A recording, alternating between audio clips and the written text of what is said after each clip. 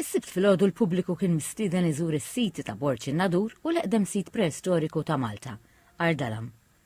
Is-siti kienu mżewqa b'bosta attivitajiet tal-familja kollha. Llum ftaħna l-bibin tagħna beraħ għan-nies għall-pubbliku ġenerali b'xejn għal kulħadd għalhekk kien aċċessibbli kemm għall-Maltin dawk li s-soltu jiġu b'mod regolari bil-passaport tat-tfal u anke bil-passaport tal-anzjani u għamilna ħafna attivitajiet illi ikkonkorrew kulħadd beħġaru. Fost attivitajiet żjarat fil-Aru fil-mużew minn gwida, żjara speċjali fil-Wied u qari ta' stejjer minn ambaxxaturi tal-qarja tfal.